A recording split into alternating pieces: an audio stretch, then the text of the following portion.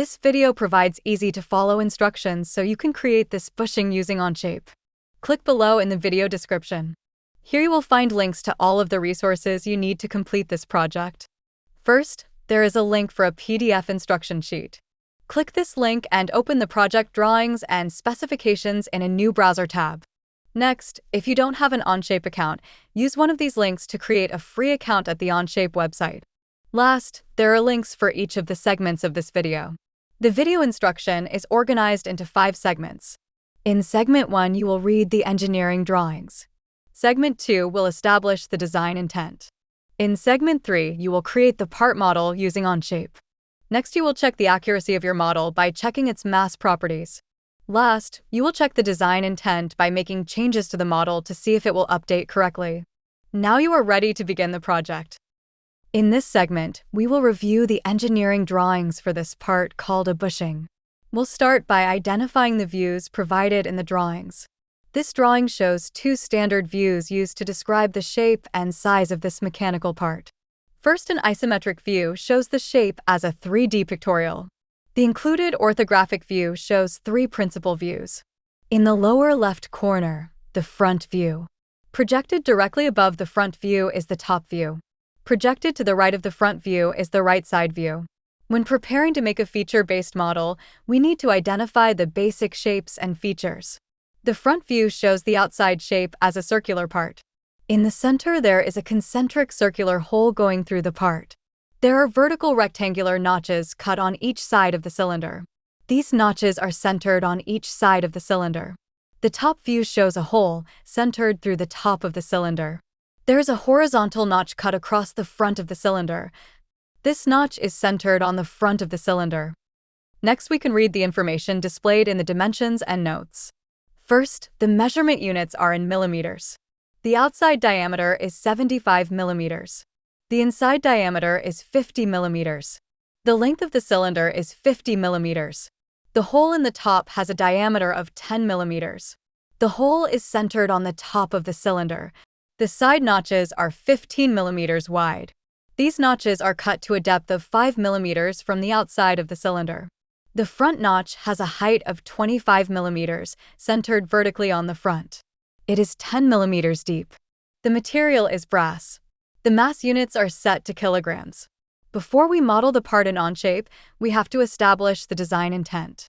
To do this, we have to consider how we will apply constraints to meet the drawing size and shape specifications.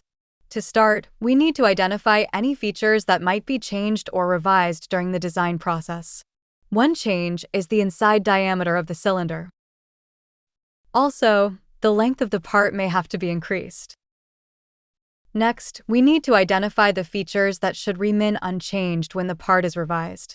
In this case, the general shape and wall thickness should remain unchanged. The size and location of the top hole should remain centered on the top.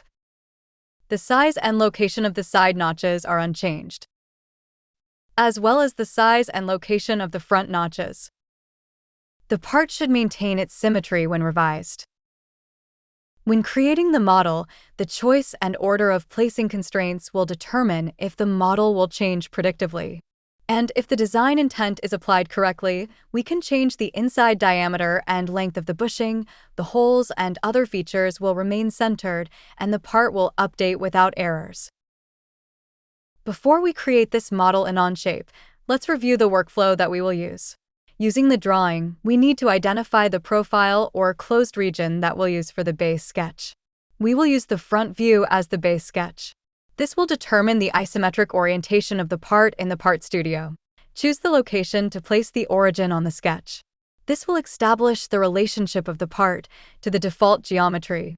We will place the origin at the center of the part concentric to the circular profile. Because most of the features of the model need to be constrained to the center, this will orient all of the default sketch geometry to the center of the part. Sketch 1 will create the base sketch. Extrude 1 will create the base feature from the base sketch. We will extrude symmetrically to leave the origin at the center of the part.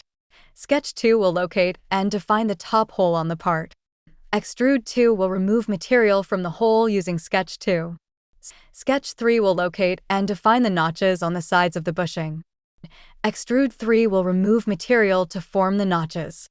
Sketch 4 will locate and define the notches on the front face of the bushing. Extrude 4 will remove the material to form the front notches. This completes the bushing. As each feature is created, a reference entry is added to the feature list. Each sketch and feature is listed in the order that it was created. Before starting the sketch, I want to check my workspace units.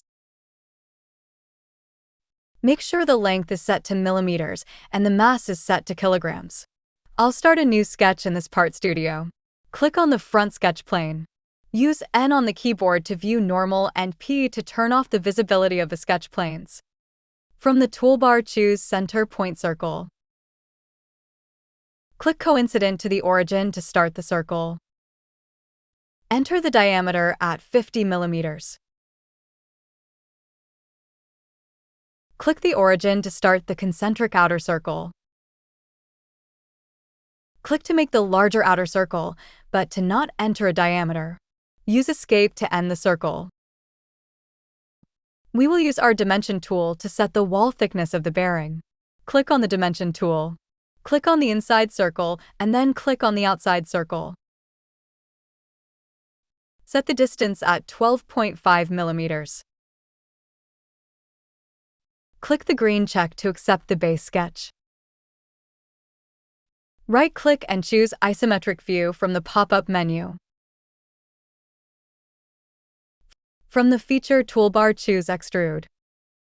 This will be new, and for the region, choose Sketch 1. Check on Symmetric to extrude equally in both directions.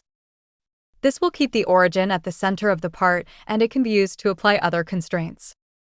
Set the depth at 50 millimeters. Click the green check to accept. Now, if we revise the inside dimension, the outside dimension will update automatically. Next, we will create the hole in the top of the bushing. Click to start a new sketch, and then click on the top sketch plane in the default geometry in the feature list. To view the top sketch plane, we will use a section view. Click on the camera and render options to the right under the view cube. From the drop-down, choose Section View at the bottom. For the cutting plane, choose the top sketch plane from the default geometry. Use the green check to accept the section view. Now use N on the keyboard to view normal to the screen. Choose Center Point Circle from the toolbar. Click on the origin and set the diameter to 10 millimeters. Use the green check to accept the sketch. Right-click and choose Isometric View. Right-click and choose Turn Section View Off. Choose Extrude from the Feature toolbar. Choose Remove to cut the hole. Choose the sketch for the region. Make sure the direction is through the top of the part. Set the N type to Through All. Use the green check to accept. Now we will create the notches on the sides of the bushing. Click to start a new sketch and place this on the top sketch plane. Again, use the camera and render option menu and choose Translucent. Use N on the keyboard to view normal to the sketch plane. We need to use the outside edge of the bushing, so click on the Use tool, then click on the outside edge of the bushing. Next, to create the notch, click on the center point rectangle. Hover over the outside edge and click Coincident to the line. Enter 10 millimeters for the width and 15 millimeters for length. To align the rectangle with the center, use a horizontal constraint. Click on the origin and then click on the center of the rectangle. The lines should turn black, showing it is fully constrained. Next, we will mirror the rectangle to the other side. Click on the Line tool and the Construction tool. Hover over the origin, then move vertical. Click the mouse and draw a vertical line down and click to establish a center line. Click on the Mirror tool in the toolbar and click on the center line. Use a window to choose the rectangle, and you should see it appear mirrored on the other side. Right-click and Escape Mirror to end the command. Use the green check to accept the sketch. Right-click and choose Isometric View. To turn off Translucent, use the Camera and Render option menu and choose Shaded. To cut the notches, click on the Extrude tool in the Feature toolbar. Choose the Remove option from the list. For the region, choose Sketch 3 in the feature list. Click on Symmetric to extend the cut in both directions. For the end type, choose Through All. The notches should appear cut on both sides of the bushing. Click the green check to accept. For the last feature, we will cut the notch from the front face of the bushing. Start a new sketch and click on the front face of the bushing to use as our sketch plane. Use N on the keyboard to view normal to the screen. Click on the center point rectangle from the toolbar. Click on the origin at the center of the part. Stretch the rectangle out past the outside edges of the bushing. Right-click and end the rectangle command. From the toolbar, choose the Dimension tool. Click on the end of the rectangle and enter 25 for the height. Next, we want to set the length of the rectangle tangent to the outside edges of the bushing. Click on the tangent constraint in the toolbar. Click on the outside edge of the rectangle and then the outside edge of the bushing. All the lines should turn black, indicating they are fully constrained. Use the green check to accept the sketch. Right-click and choose Isometric View. To cut the notches, choose the Extrude tool from the Feature Tools. Choose the Remove option from the list. Select the regions of the sketch to cut into the front of the bushing. Set the depth to 10 millimeters. Use the green check to accept. The bushing is now complete. In this segment, we'll check the accuracy of the model by checking its mass properties. To check the model, the mass unit should be set to kilograms and the material set to brass.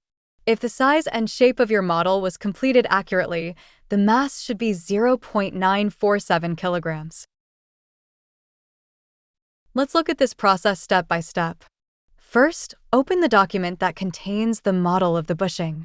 Next, check the workspace units and make sure that mass was set to kilograms. Next, set the material to brass. Go to the part in the parts list. Right-click and choose Assign Material. In this case, we're searching for brass. Click to select it. Next, go down to the lower right corner and click on the Display Mass Properties button. When the dialog box opens, click on the part, and the display shows a mass of 0.947 kilograms. If this was your result, then your part is accurate and matches the specifications. If not, we can troubleshoot to locate the step where you made an error. First, locate the rollback bar in the feature list. We will examine the mass of each feature to compare to yours to find any errors. Move the rollback bar up to just below Extrude 1, showing just the base feature. The mass is 1.042 kilograms. If your value here doesn't match, check Sketch 1 or Extrude 1. Move the rollback bar down to just below Extrude 2. This adds back the whole. The mass is now 1.034 kilograms. If your value here doesn't match, check Sketch 2 or Extrude 2. Move the rollback bar down to just below Extrude 3. This adds back the notches on the sides. The mass is now 1.001 kilograms. If your value here doesn't match, check Sketch 3 or Extrude 3. Last, move the rollback bar to the end to add back the front notch. The mass is now 0.947 kilograms. With all corrections complete, your bushing should now be completed accurately. In this segment, we will make some revisions to the bushing. We will start by reading the revision drawings to find which features need to be changed. First, the inside diameter has been changed from 50 to 70 millimeters. Notice that when the inside diameter changes and the wall thickness remains the same, the outside diameter will be 95 millimeters. Next, the length of the bushing has been increased to 60 millimeters. The part should maintain its vertical symmetry. After making these revisions, the part should now have a mass of 1.552 kilograms. Let's make these revisions to the bushing now. I know that the inside diameter was set in Sketch 1, so double-click to open it up for editing. Double-click on the dimension for the inside diameter and change to 70 millimeters. The wall thickness was set to 12.5 millimeters, so the outside diameter should now be 95 millimeters. Let's use the Measure tool to check its diameter. Yes, it is now 95 millimeters. Use the final button to preview the update.